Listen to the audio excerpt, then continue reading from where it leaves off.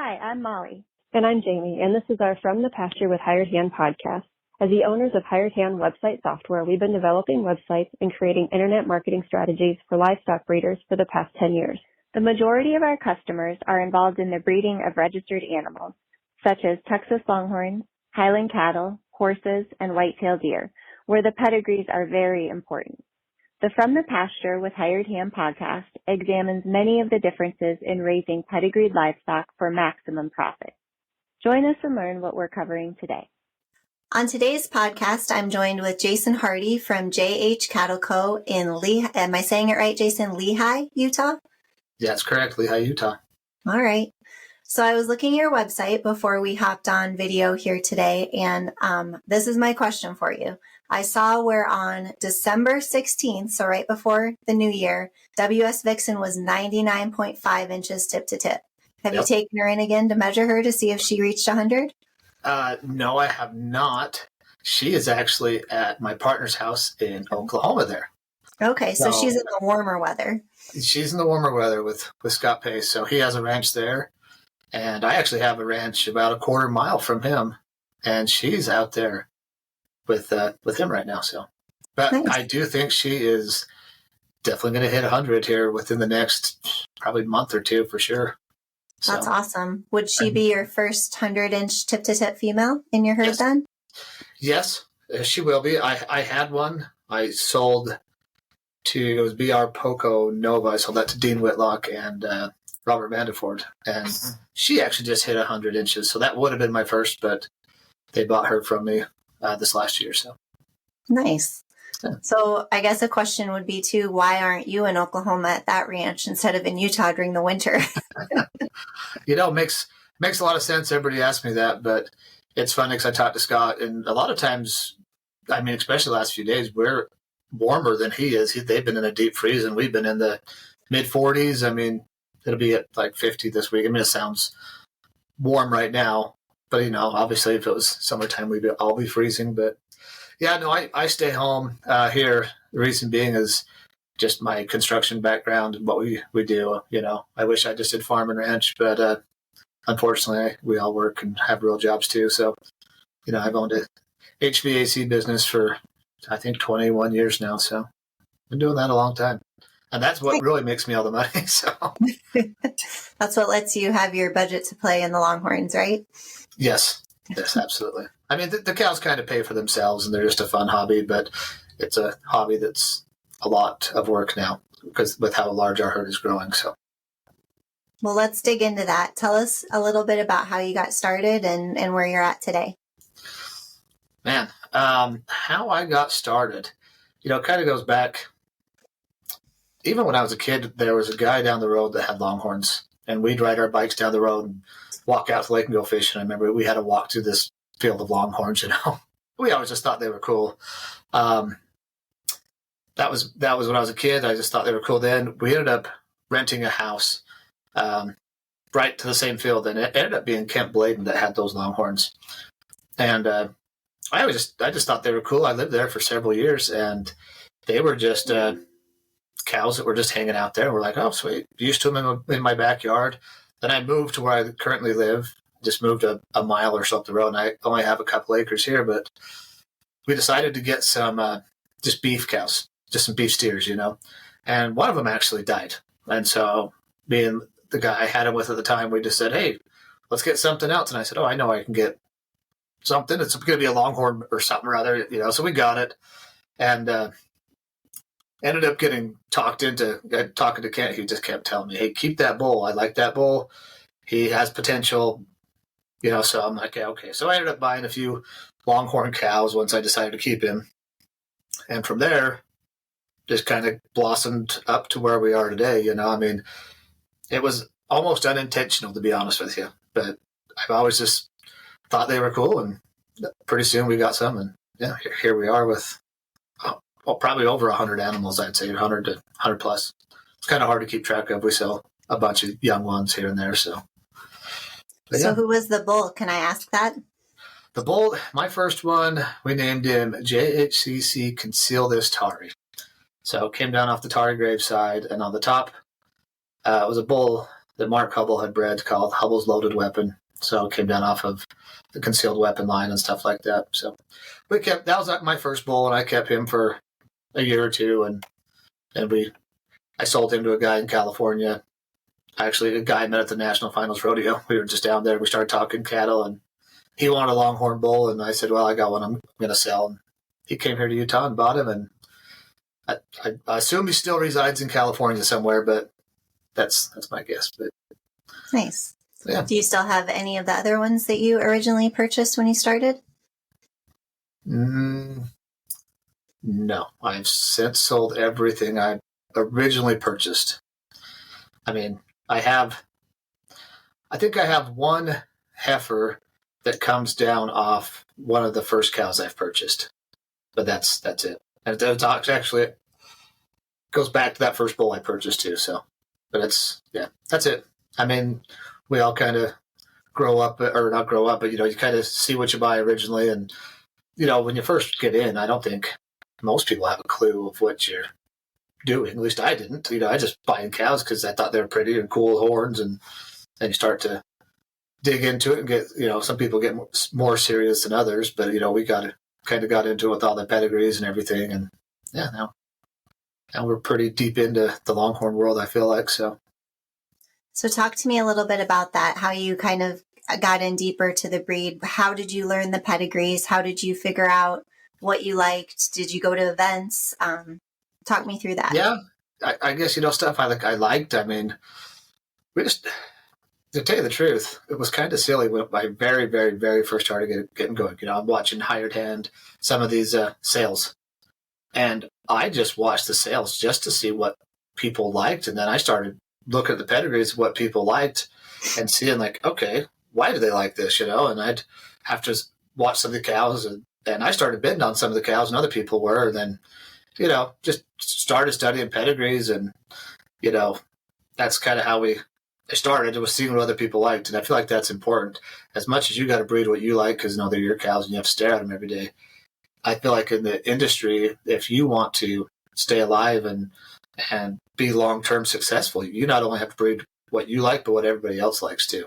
Because if you're just breeding what you like, and it's not what anybody else likes, hey, if you just want to look at cows and not make money, that's fine. But if you want to do it for a business, you have to diversify maybe and be completely what everybody else kind of likes. And not everybody likes the same thing. There's tons of different family lines and colors and whatever else. That's a cool thing about Longhorns is they're so diverse on so many levels of family lines and colors and horn shape. And it's cool. So what are some of the bloodlines that you found that you really like and that you're weaving into your program?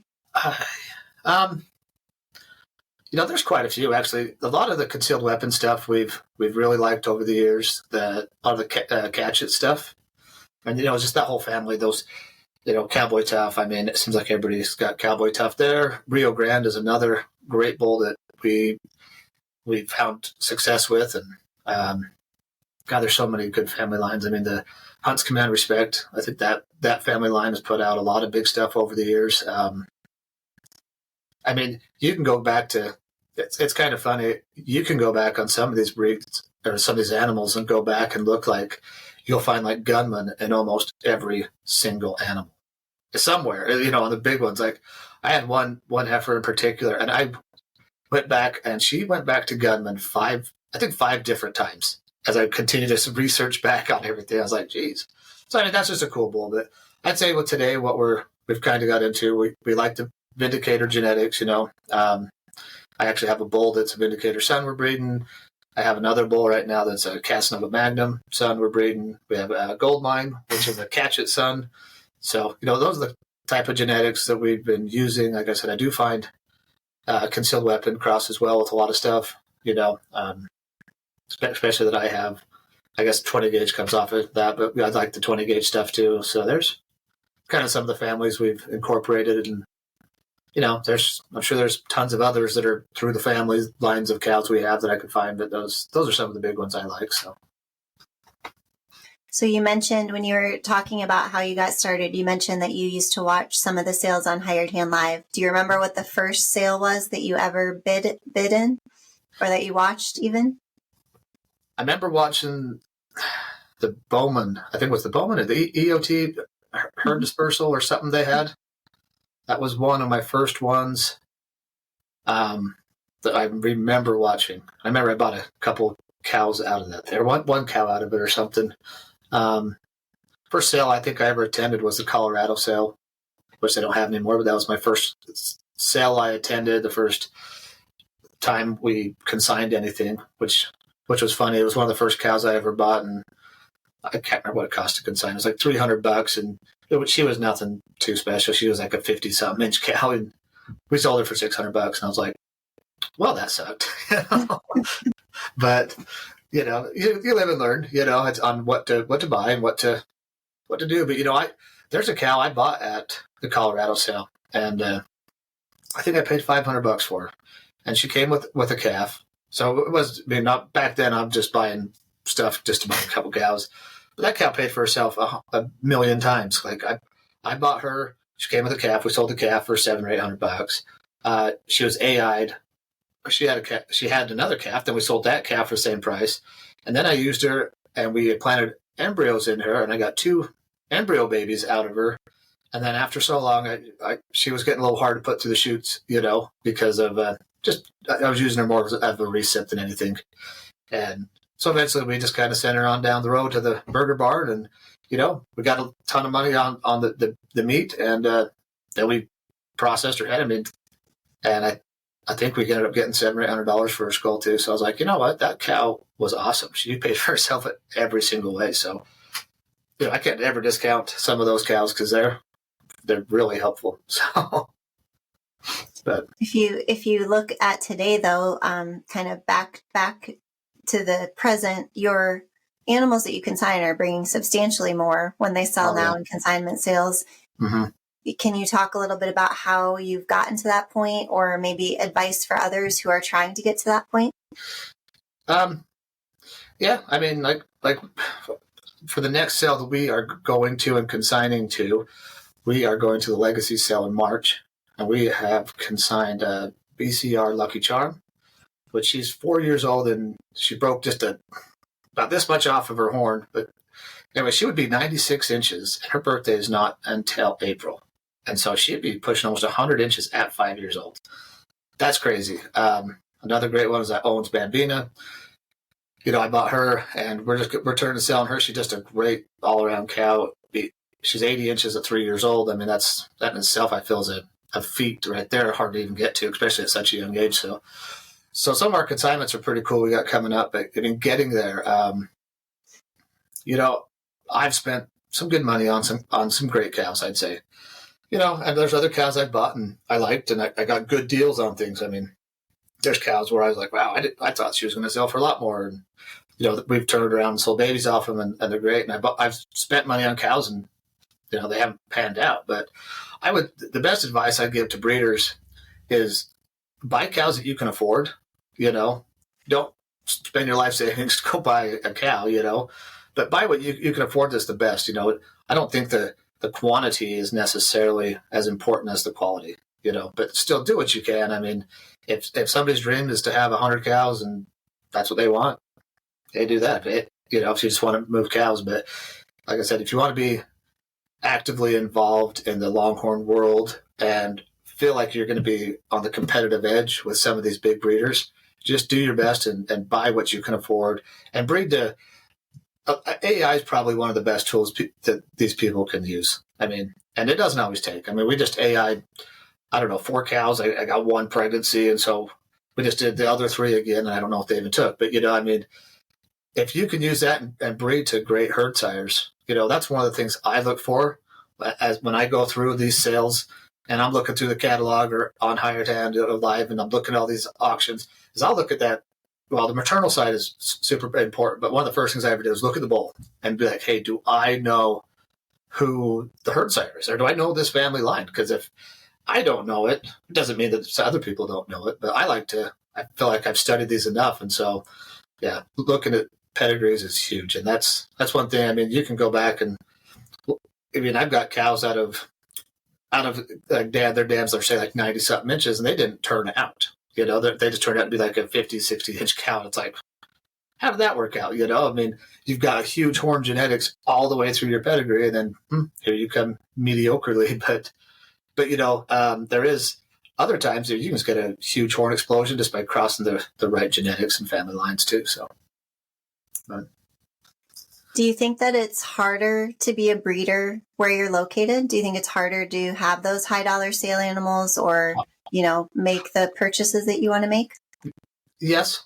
I mean, I say yes, but then I think of the guys on the West Coast, and they're even further than me. But, I think absolutely. I mean, when I grew up here in Utah, Utah was cowboy country 100%. I mean, small towns. I mean, I remember growing up when there was cattle drives heading down my road, running across the front lawn and stuff. And, but anyways, it's super hard to be out here, though, because nobody really does Longhorns. There's a handful of breeders, but I don't feel like around Utah in general, it's easy to sell Longhorns. I mean, I can sell like little roping calves. There's plenty of guys that still rodeo and stuff, but I'm not going to sell high dollar animals here to anybody. I mean, anybody who buys cows, I feel like in Utah from another, you're just going to sell them for the cost you'd get at the sale barn or maybe a little bit more, but yeah, going to Texas, Oklahoma, I mean, I guess that's kind of where these bigger sales tend to happen, and where the hub, I would say, of the Longhorn breed is. So it is hard. I mean, some of these drives, we're pushing 20 hours sometimes, and we're rotating drivers, and not to mention hauling these big cows in these trailers and hoping that nobody tips a horn, and it's nerve wracking, but it's been fun doing it. That's for dang sure. I mean, we love it. So, but as far as Utah, it's hard. I wish we could get a great sale out west. I mean, we have one. I'd say the Oregon Trail sale is becoming one of my favorite sales pretty quickly. I would love if we could have more sales somewhere in the Utah, Idaho, Wyoming, Colorado. I mean, even Colorado, because the Colorado sale went away, which sucked, but that was my closest sale, So, yeah, I wish we just had more activity here locally to be able to not travel as far and be able to sell our animals, but it is what it is. Is Oregon the closest one to you now, or is it the Reno sale? The Reno would be a little bit closer, a couple hours. So, but yeah, the Oregon sales is, I think, 12 or 13 hours, something like that. So I guess, yeah, the Reno sale would probably be the closest. But, and you've been pretty instrumental in growing that for charity down there, haven't you? Yeah, we've been putting on the Oregon one or the. Well, both, I guess. I was referring to the Reno one, but the Reno one. No, not really. I mean, I attended the Reno sale the first year, and it just hits at a hard time of year for me because I do it in July, and I'm an HVAC contractor, and it is 100 and something degrees here, and I am so busy. It's just hard to get away. I mean, it really is. And Oregon tends to be easier for me to hit in June because it's hot, but it's not as hot. So I've worked on that one. I've sponsored that one every year, and we've helped that one grow. I feel, and put some nice cows in there and bought some high dollar animals out of there. But yeah, I feel like both with Pickers having that sale now, and then when Faye's used to have that sale, they've been really instrumental in bringing some new breeders in from your part of the country. Yes. They not only work to help the current consigners, but they do a great job of trying to bring in people new to the industry as well. Yeah, I believe so. And it'd be nice to have, I mean, I wish we had a lot more breeders locally here, but yeah, it is nice having them bring in people. And it seems like that sale up there has been growing exponentially every year. I mean, we go up there and I see people out of Texas there. I think, yeah, Ann Gravitt was there last year, Claire from Virginia. Yeah, it's cool. So that's just a fun sale. They actually put like little activities that we all go do and, go on wine tours and have little games we play. I think we played, was it cornhole last year? So we have a good time up there. That's a fun sale. Yeah, for sure. Yeah. So what if we look at the next 5 years of your program? What do you see for your future? Where do you want to be? On the top. That's where I always like to be, next 5 years, it'd be fun if I had a crystal ball and I could tell you, which is the next up and coming hottest bull in the industry, because I would have him. But, honestly, we just got a new farm out here. We just bought another 150 acres. So I'm going to be getting that up and going. It's kind of a turnkey operation, but I've got to get that going. But it's the way I want it operated.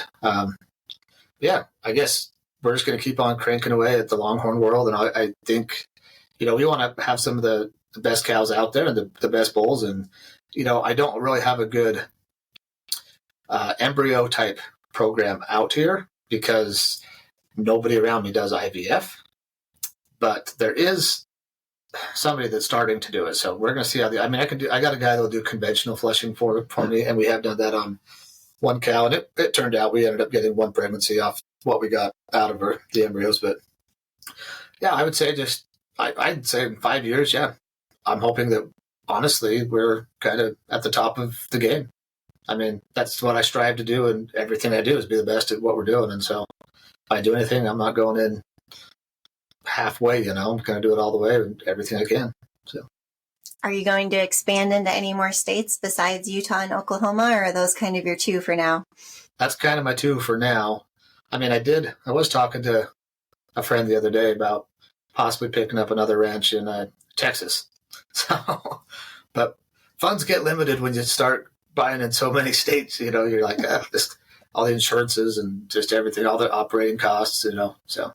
But yeah, it would be interesting. But right now, yeah, we're just in Oklahoma, Oklahoma, and here, I guess Lehigh, Utah. But we run so many. The hard part about where I live is it used to be so small town, and now it's grown up, and we got high-rise buildings, and everybody's like, when they come visit me, they're like, yeah, you're right in the middle of the city. I'm like, yeah, I'm trying to get out, trust me. But we've got two little ranches out here. I got a 70-acre ranch that we grow a lot of hay on, and that was my main one. We have the hay, and then we had a bunch of pastures out there and working corrals, and my daughter lives on that one. And then this other one we just bought, I think it's probably got about 40 acres of hay, and then the rest is just pasture land. But we're gonna possibly move to that one, so we'll see how that turns out. But nice. Yeah. And we talked a little bit earlier about the cow you have in partnership with Scott Pace and his family. Are there other breeders that you have partnership animals with? Well, Goldmine. Goldmine, we're partners with Ben Stone, Chase Vasut, and Landcraft.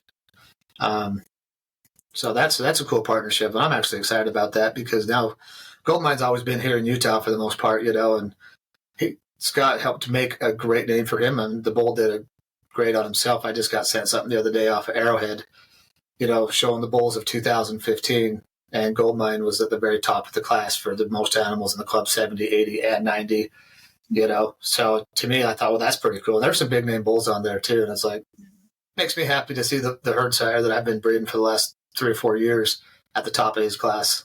So yeah, he keeps moving up our list of the most offspring in hired hand as well. So you're on track. Yeah. It sounds like. yeah, he's excited. I know Chase and Lane are pretty excited to be having him, and Ben as well. I see Ben will send us pictures of little Goldmine babies being born, and I'm like, yeah. I mean, that bull's pretty amazing, to be honest.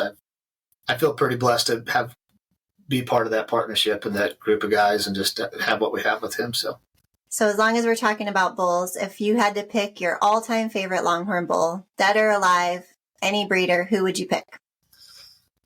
Longhorn bulls, I was thinking about this earlier today because there's so many that I like. I can tell you probably my favorite that's alive right now. And then, but anyways, right now, as far as I'll say right now is HL Higher Ground. I love that bull and what he's producing. Pretty cool genetics. I mean, they're proven the top and bottom side, and you're just seeing what you're getting. I like that bull for what's alive. Bulls that are dead, I think Rio Grande was probably one of the best bulls out there. I can go back in so many cows pedigree that we look at, and I'm like, there's Rio Grande. I mean, I think he was heavily used, but you can see what was produced by him, and that's why he was so heavily used. So I think he was one of the all-time greats. So, what if you had to do the same question but Longhorn cow? It's probably that cow of the year, Horseshoe J Journey. When I first got in to Longhorns, actually, I bought I bought a bull that was bred, or a cow that was bred to mutual fund. And I went back and looked at his dam, and it was that Horseshoe J Journey, and I didn't know crap about pedigrees really. And I just remember looking at her going, wow, that is one really cool cow. Anyways, we keep on. Turns out I just seen her for the first time live this year at the Horn Showcase. And gosh, she's cool. So she's probably up there at my top. I love the twisty cows. I know some guys love total horde, and some are just all about tip to tip. I love that tight, twisty cows. They are awesome. So this next question always seems to be a hard one for folks to answer, or they want to avoid altogether. But if you had to pick just an overall most impressive Longhorn breeder, in your opinion, is there one program that you kind of idolize? There's a couple, actually, that I really have looked up to and admired, and like, oh, I'm going to get there one of these days. And I would say Hudson's have a top-notch program. You know, I think Bill's put together a good program. Mike's ran a great program for them. You know, I really love what they've got going. I think Mark Hubbell's done great. He was actually one of my very first guys I ever reached out to at the Longhorn breed, because I'd had that bull that said Hubbell's on it, and I'm trying to figure out who this guy is. So I reached out to him, and he was super nice, answered my questions, talked to me. So I've always really liked him. But I feel like both those guys have top notch. I mean, I keep going. I mean, Loomis has a great program. Dale Hunt has a great program. Even Scott Pace, I mean, as one of my good friends. But that guy's shown me the ropes and helped me through so much stuff. It's crazy. But I couldn't answer just one, could I? I feel like it's really hard. It's a really hard question. Yeah. What about your funniest Longhorn story to date? You know, I was thinking of this too, and I'm like, what is one of my funniest stories? I guess, you know, working at heifers one time, I can't remember if we were getting ready for a sale or just running them through, doing some vaccines or whatever, but one of them was not having it, and she decided to come at me. And so I step out of the way, but in doing so, I tweak my back so bad, I just fall to the ground. I'm like, hey. And I'm literally, she just ran off, but I'm literally crawling out of the corral there. Everybody's laughing at me. I'm like, it's not funny. I can't even walk. But, you know, for me, that was kind of funny. I asked my daughter about this too. I said, what's a good Longhorn story? Funny one. And she goes, do you remember we have this little mini dog? His name's Muscle Butt of all names. So people, I got to get that name. But anyway, he was out in the field one day, and the cows are just, you know, swishing their tail back and forth like this. And he's just a puppy, and he's out there jumping and grabbing their tail just back and forth. But yeah, it's a couple funny stories, but yeah. Well, you've mentioned your daughter a couple of times. Yeah. At what age did she start to show interest in the cattle? Well, we've always been into having livestock and stuff like that. So I think she just come by it naturally. But I think we got into Longhorns in 2017 is when we bought our first ones. And like I said, prior to that, we'd rented a house for 5 years. So they were always in our backyard. So 2012, but we always just liked the cows. But yeah, that's when she started showing interest literally as soon as we got them. She just thought they were cool like I did. And the more interest I showed, I mean, she kind of jumped on board. But I was also a single dad raising her by myself, and, you know, her mom wasn't too involved with her. So I think whatever I thought was cool, she thought was cool too. So, but yeah, she's still super involved. You know, she just recently got married and had a kid, and I guess 2 years married almost, but still. To me, it's still recent. Time flies as you get older. But, yeah, they actually run the majority of my cows at their place. You know, my house here, I've got 2 acres, and I lease another 5 behind me. So I've probably got 8 or 9 cows here at my house. But they've got, you know, sometimes 30, 40 cows down there that they're taking care of. And she helps me run a lot of stuff. But we've got so many little places that we lease, just, you know, 30 acres here, 30 acres there. And we'll have 20 cows here, 15 cows there. All day long, it's about a half a day project by the time you feed and water. You know, it'd be nice to not feed as much as we do, but come wintertime, it's a full-time deal to take care of these things almost. But well, let's talk about that a little bit, because I would imagine that your feed rations and bill and all of that differ quite dramatically from like the Texas, Oklahoma area. Yes. Yeah, I'm sure. And so I went through and I bought all these farms and ranches. You know, that was not cheap, and I'll never recoup the money until I sell them again. But we were figuring when I was first into it, we had to hard feed a lot of stuff, even sometimes throughout the summer. I mean, we get great grass here where I'm at, but you have to have the right pasture to get the right grass. We have that now, but man, up at the very beginning of our breeding program, when we had 50 plus cows, I'd say, you could have an $8,000 a month feed bill because I mean, hay was getting up to $300 a ton, and you're feeding all this, and it's just like crap. It wasn't paying for itself really, so that's why I kind of realized I needed to get more pasture grounds, something to run cows and have them graze more. And honestly, I wish I had something. And a lot of the old cowboys here, what they would do, they turn cows out on the mountain all summer and then cut hay on their fields in the summertime, and in the wintertime they'd feed off other stuff or turn to a winter range and then feed the hay as needed. But I don't think that happens too much. It does a little bit around here still, but not so much because all the development that's came in here has kind of pushed a lot of the cowboys out of this area. But definitely feed gets expensive. I mean, like I said, we were spending at a point I figured we were spending $8,000 to $10,000 a month on feed, and that happened for a good 4 or 5 months out of the year. So are you still in that same situation, or have you learned some things throughout the process that have helped you a little bit? Yeah, but now that we own a lot of our own hay production and stuff, obviously my costs have come down dramatically because I'm not. I mean, there's still the cost to get all your hay and everything like that, but I'd say our costs are down by I don't know, over half. I mean, 2/3. So I mean, it's still expensive to have the cows we do, but I mean, anybody who has these knows that, and they're not cheap. So, but they're fun. Love what you're hearing? Be sure to check out our Pickup Truck Confessions. It's a video series where we hop in the truck or rental car and interview a variety of breeders about what drives their passion for their livestock, how they got started in the breed of their choice, marketing tips, and more. And now, back to the podcast. Well, before we switch gears and talk a little bit about internet marketing and your website, is there anything else about your breeding program in general that you want to talk about?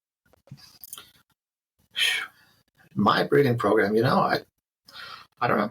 If you have any questions, I mean, like I said, I feel like we bred Goldmine for a couple of years, or like 3 years. That was great for us, and we bought some cows. I mean, I've got, I think 3 cows right now that are 4, but we're going to be selling one of them. That are knocking on the door of 100 inches, and having some of these 100-inch animals it's pretty cool. But honestly, at some point, I got to think that people got to stop thinking so much of get the race to. I mean, what's the race to now? 110? I don't know. And work on building a better cow and having correct structure and feet and udders and fertility. Is another thing. I mean, I don't know how many guys have cows like, oh yeah, they didn't have calf till they're 5. But they're in the beef world. That cow had been gone long ago. Yeah. But stuff like that. Yeah. I'm trying to think as far as my breeding program though. I can honestly. I mean, I made some notes earlier, but I would say, for us, I mean, I just strive to have a good, solid animal.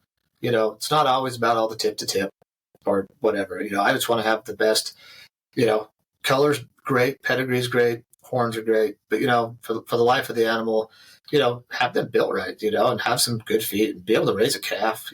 Those are things that are super important. And us as breeders need to look at stuff like that. And, if you have an animal that's not checking the boxes, don't make it somebody else's problem, send it where it needs to go and do the right thing. And another point I was thinking earlier is if people have mean animals and animals that are, not safe to be around, I don't think they should be taking them to these sales.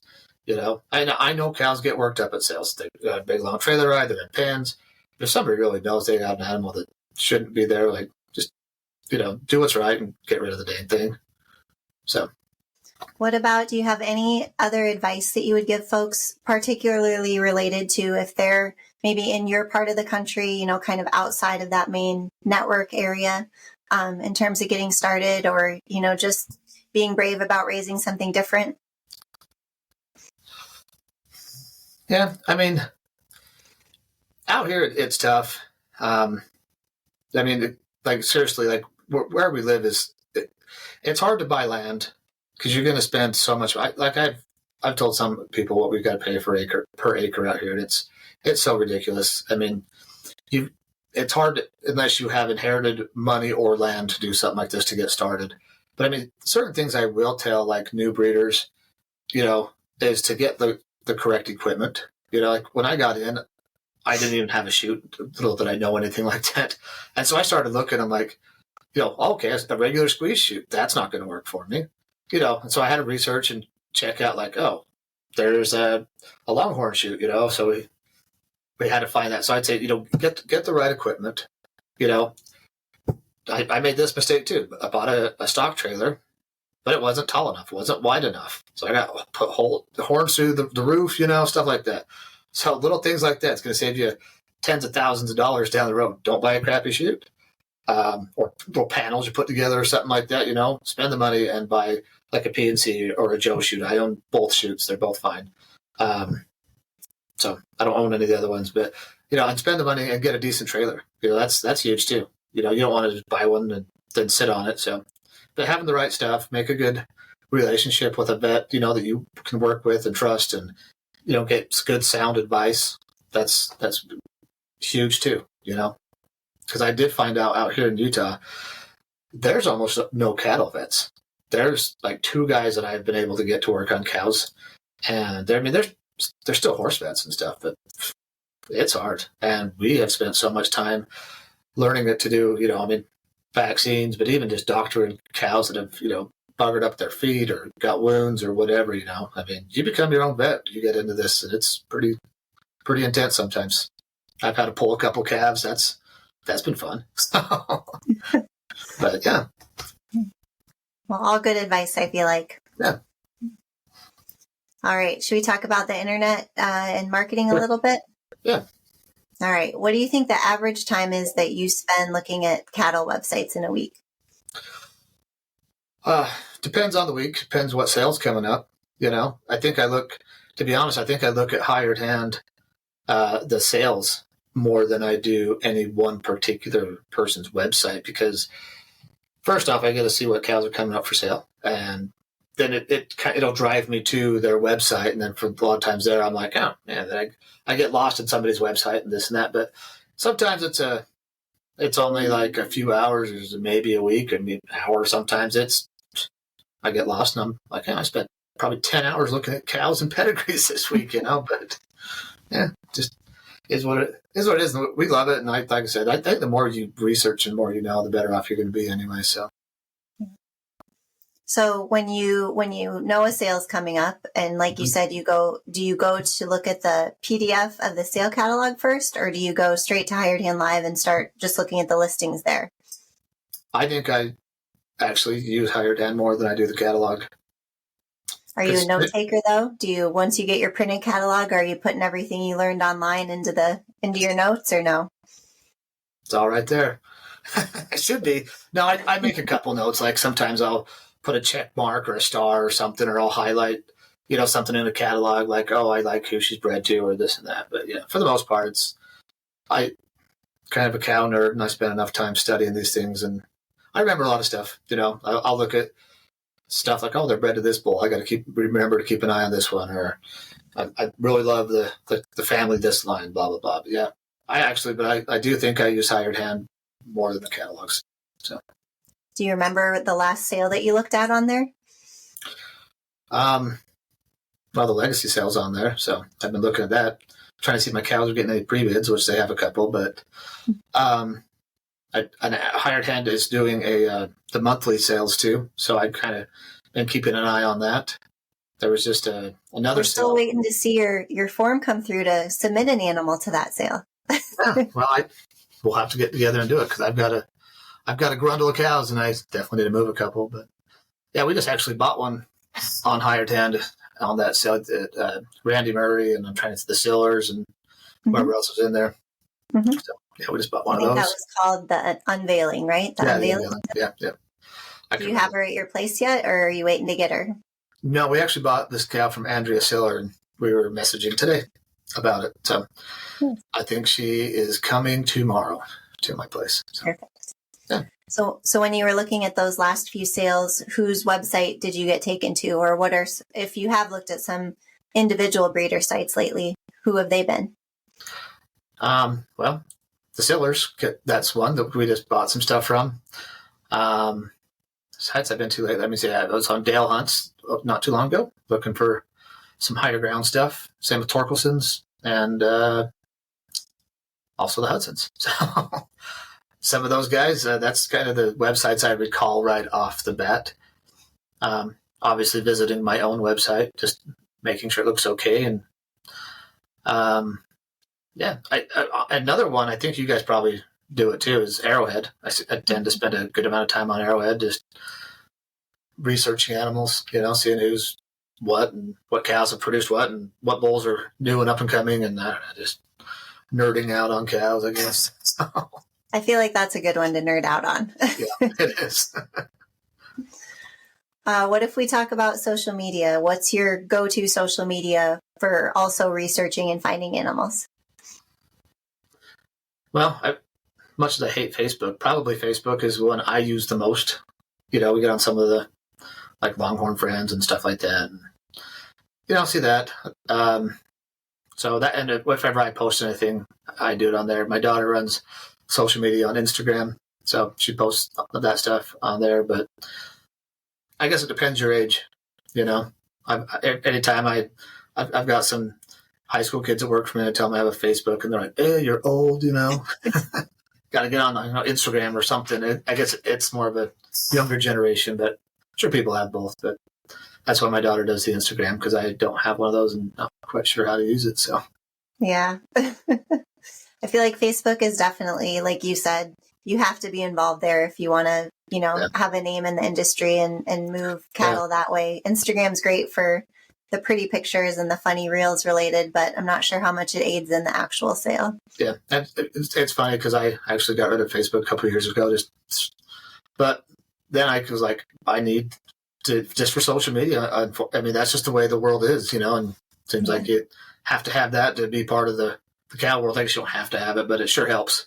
We were running a lot of ads just through sale catalogs and through the TLBAA, the horns, stuff like that. I was running ads and stuff like that, and I just like, I'm paying all this money to run ads, and I literally could just have a Facebook page again and hit more people that's probably paying attention to online stuff where it's attached to everybody every day versus the magazine that somebody probably glances at. So, did it help? Did it work? I feel like we get more notoriety. I still need to build another JH cattle page. I had that for a while, and like I said, I got rid of Facebook a couple years ago. That kind of went the wayward, and I just haven't built one again. I just got to sit down and do it one of these days. But I think it sucks because you have to get all your followers again and all that crap. So, or before we had a buttload, but now we're got to rebuild all that again. So. But I think might be worth it though.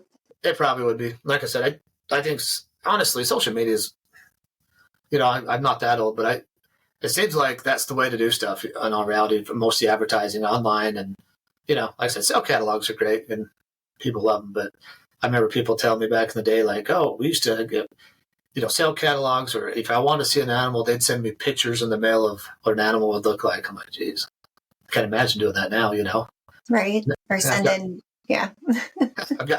I've got interest on your bull. Can you send me a picture of him? And they mail you a picture of him. So. Yeah. But what, when we talk about your own website that you have with us, what were some important items to you that you wanted to make sure you got across either in the content or in the design? Our website, actually, this is something I was thinking of. I guess on there we have Goldmine and our cow DH Hottie. So those are the first two animals you see. Hottie's one of our favorite cows out there as well. She's like 96 inches or something like that. I can't remember what total horn is, but it's a bunch. But design of the website, I think you guys just put that together for me and said, "Do you like this?" And I'm like, "Yeah, it looks great." It's kind of like our logo. We had Hired Hand do our logo. They sent me a whole bunch of things, and you can see my logo right there. I think you guys did an amazing job, and actually Hired Hand, one of my favorite. You guys are awesome. You do a lot of my sale advertisements for me. You design my logo. You didn't design my brand, though. I was telling my daughter today about my brand. And I said, ever since I was like 14, 15, I kind of had this brand in my head. I remember sitting in junior high school and drawing my brand, coming up with something. But yeah, it's right there. So I was just going to ask what it was. I guess that's backwards probably, but it's a JH. But yeah, no, that's something I had forever. This is before I ever had any cows or anything. But as we ended up getting cows, I was just like, well, I already know what my brand is. I've had that for 20 something years. That's awesome. Yeah. Well, anything else you want to add before we close out here about anything we haven't covered? No, I feel like we're good. I mean, been a great interview, and if you guys have any questions for me, or if I can ever help anybody, I mean, I love to chit chat. People call me, and I'll give anybody advice that wants it, and I feel like it's pretty sound. I mean, I've learned lessons the hard way on certain things, and honestly, that's one thing. I guess I feel like everybody's got to make mistakes to learn from them. We're all human; we all screw up, but hey, that's how you learn. I mean, I've messed up a bunch, and even in the cow world, and bought things I wish I wouldn't have bought, or paid too much for this animal, or blah blah blah. But you make mistakes, you learn from them, you move on, and that's just how life is. Thanks so much for joining me today, Jason. I really appreciate it, and I think everyone will enjoy hearing about your story.